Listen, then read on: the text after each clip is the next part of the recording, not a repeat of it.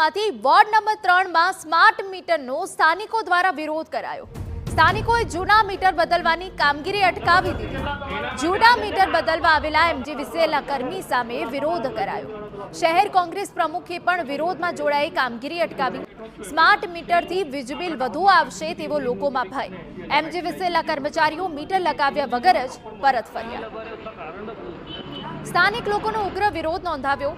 લોકોનો દાવો છે કે નવા સ્માર્ટ મીટર આવશે તો વીજ બિલ વધારે આવશે અને પ્રીપેડ સિસ્ટમ લાગુ થશે, જેથી લોકોએ સ્માર્ટ મીટરની કામગીરીનો વિરોધ કર્યો।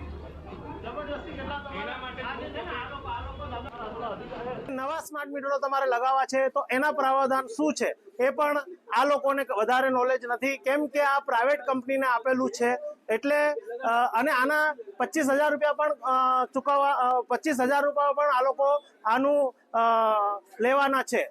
તો ખાસ અમારો એ જ વિરોધ છે કે સ્માર્ટ મીટર અમારે લગાડવા નથી। તો આ તરફ એમજીવીસીએલના એન્જિનિયરે લોકોને ખાતરી પણ આપી હતી કે કોઈ પ્રકારની મુશ્કેલી આવશે તો એમજીવીસીએલના કર્મચારીઓ પ્રશ્નોનો હલ લાવવા લોકો સાથે મળીને કામગીરી કરશે।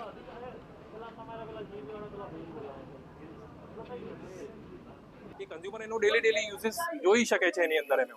અને દાહોદમાં ટોટલ 18,000 મીટર લગાવી ચૂકેલા છે, પણ આજ દિન સુધી દાહોદમાં એવું નથી આવ્યું કે કોકને 80,000 લાઇટ બિલ આવ્યું છે, કોકને 90,000। અને સપોઝ એવું કોઈ બનતું હશે તો અમે એના માટે બેઠા જ છીએ મેમ। એ હ્યુમન એરર હોઈ શકે છે, પણ અમે એના માટે બેઠા છીએ કે આનું સોલ્યુશન જે છે અમે કરીશું છે મેમ। અને અમે ગ્રાહકો જ્યારે પણ ઓફિસમાં આવે છે અમે એમને વ્યવસ્થિત સમજાવીએ જ છે મેમ।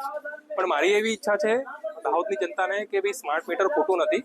તમે મારી જોડે એવું તો આવીને સમજી શકો છો, હું તમને બધું જ બતાવી શકું છું